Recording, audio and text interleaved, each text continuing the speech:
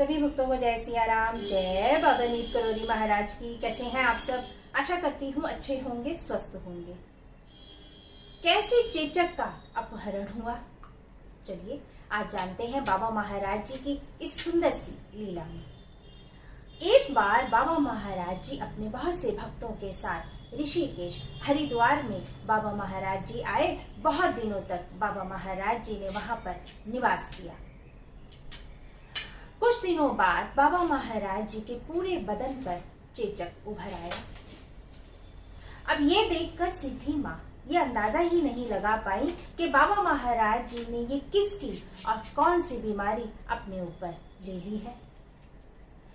सिद्धि माँ ने बाबा महाराज जी के दानों पर बोरोलीन का लेप कर दिया और अगले ही दिन चेचक के सारे दाने यानी कि चेचक बिल्कुल गायब हो गया। अब इसके कुछ दिनों बाद ही बाबा महाराज जी नैनीताल भूमियाधार आश्रम में आ गए।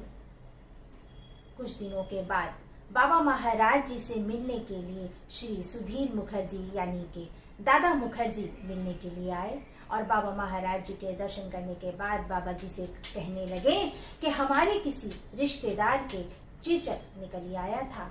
इस बात से हम पूरा परिवार बहुत परेशान था, लेकिन हम बाबा महाराज जी का निरंतर स्मरण करते रहे। आप ही को बाबा महाराज जी हम याद करते रहे। अब इस बात से सब जने बिल्कुल अनजान कि बाबा महाराज जी के जो चेचक के दाने निकले थे वह किस कारण निकले थे। जब इस बात का पता सभी भक्तों को चला कि बाबा महाराज जी ने किसकी और कौन सी बीमारी अपने ऊपर ले ली थी।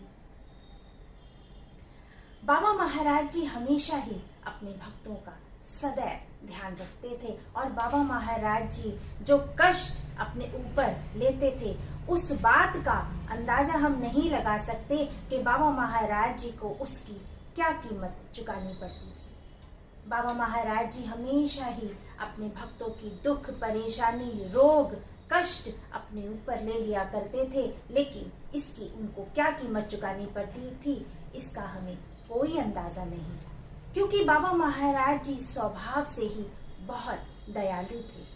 ऐसी थी बाबा महाराज जी की लीलाएं। बाबा महाराज जी की लीलाएं अपरंपार हैं।